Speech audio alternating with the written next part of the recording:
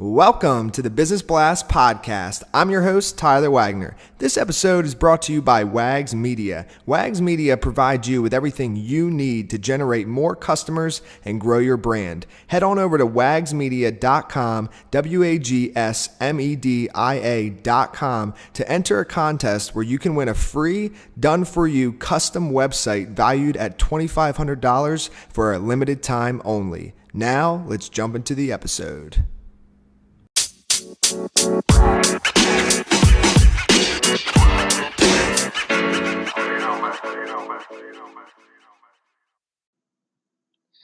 All right, everyone. Welcome back to another episode of the Business Blast Podcast. I'm your host, Tyler Wagner. Today I have Scott, and he is an international entrepreneur and adventure capitalist with nearly 100 countries under his belt and businesses across 5 countries. His current focus is Pamoja Safaris, a tour operator based in Tanzania. So welcome to the show, man.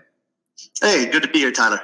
Grateful to have you here, man. I'm excited for this one. We'll dive into the first one. The first question I have for you, Scott, is what is the best story from your life that has an underlying valuable message? So I was trying to think of one because I've got a lot of stories, but I know we only have a little bit of time. So I guess it would be thinking back to an adventure I had in 2012 that was not a business thing. It was more of a charitable adventure, and I planned for about a year with a group of friends to take a pair of cars and drive them from the UK to South Africa, to Cape Town, and we were going to raise tens of thousands of dollars to support some charitable causes. And we researched this thing up and down and prepped as best as we could for about a year, and then we actually did the thing, and everything possible went wrong. And so my takeaway from that, and that could be its own podcast episode in itself, especially if you ever do like a 2 to 3 hour format. But I would say my takeaway from that is, no matter how hard you research or plan for stuff, you've got to always be ready to pivot and to change with changing circumstances, and just be on your feet like that.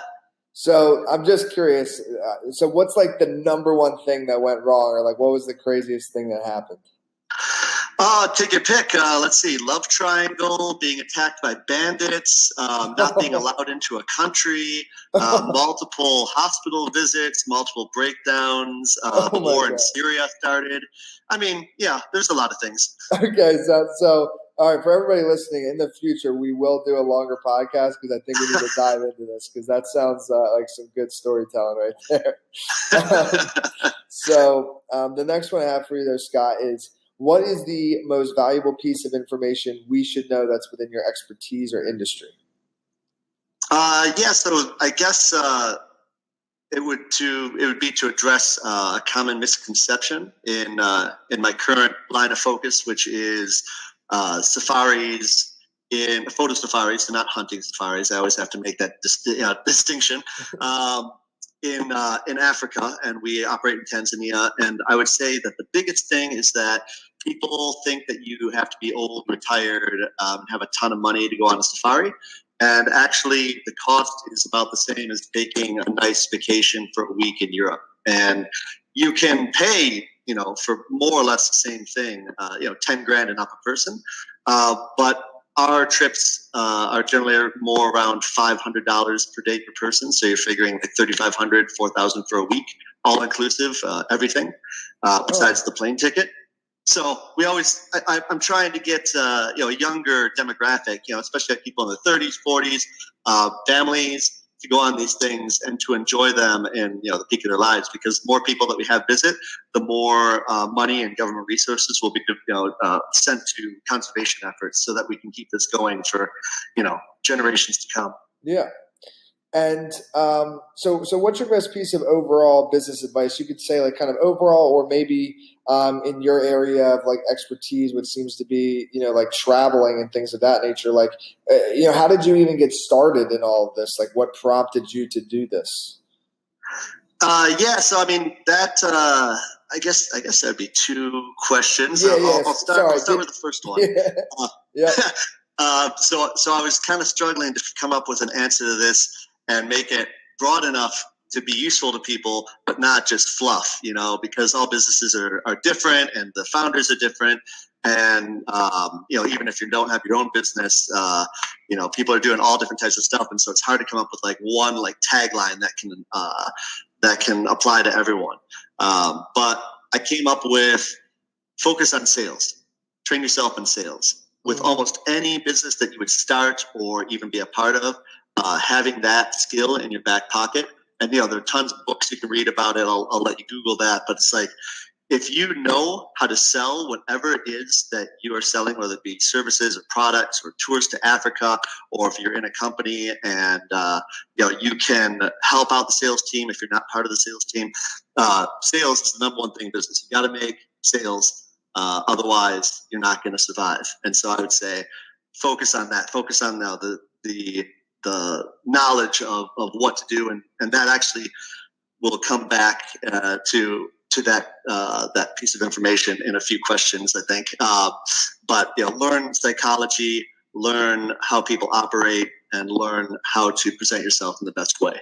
And then to take on your second thing, how did I get into this? Long story short, I went on a safari with my father in 2010 because it was in his bucket list to do that.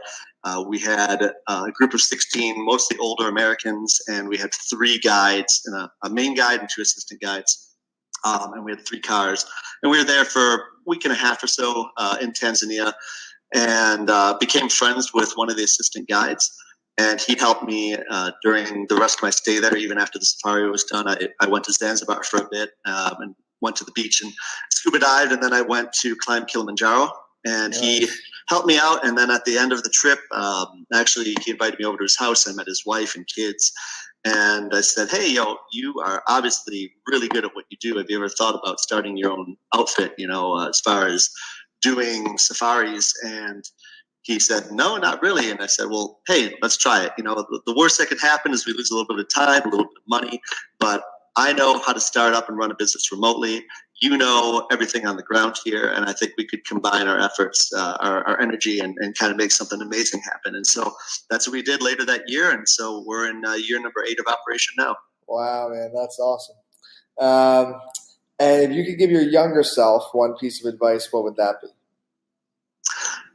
It would be to stop looking at other people for advice or examples or hedging bets and just do it. Because there were definitely years where I wasn't going full force. I was just kind of like doing this until maybe something better came around or I got a job or something like that. And this is actually before the Safari company. This is my web development company I started in 2002. And so I was, what is this person doing? And kind of like, hey, are you happy with your life doing this? And, we're running a business remotely wasn't really a thing, 10 plus years ago. And so I was struggling to see, if this was going to be what I wanted, would I be able to make enough money? Would I be happy?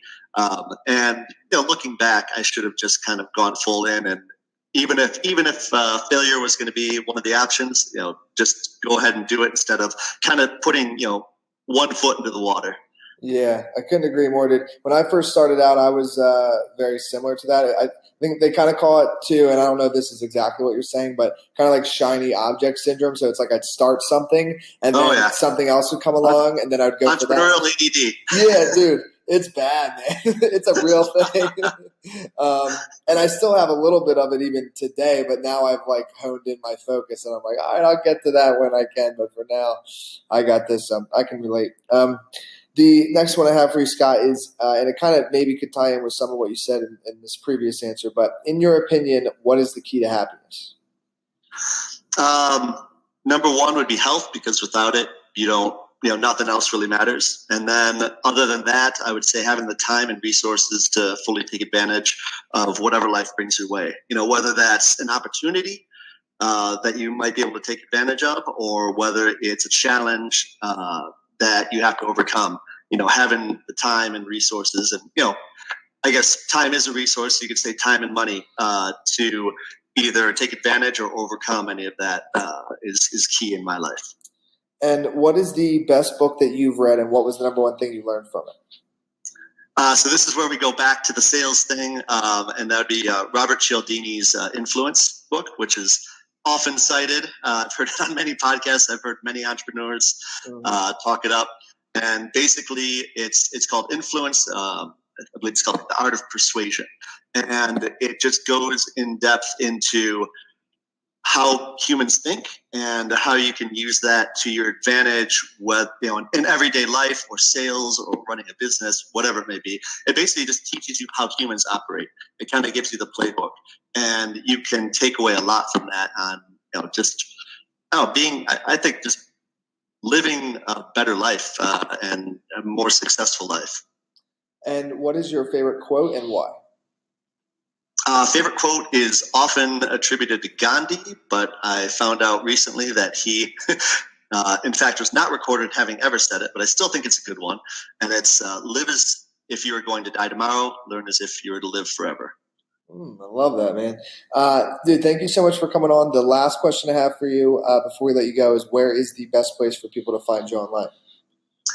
Yeah, you can check out my not often updated personal blog at just myname.com, scottbrills.com. Or if you're looking to go on a safari, go over to my website, pamojasafaris.com, and that's PAMOJA safaris.com. Perfect, man. Thanks again for hopping on. Yeah, pleasure. The podcast you just heard was published with Anchor. Got something you want to say to the creator of this show? Send them a voice message using the Anchor app, free for iOS and Android.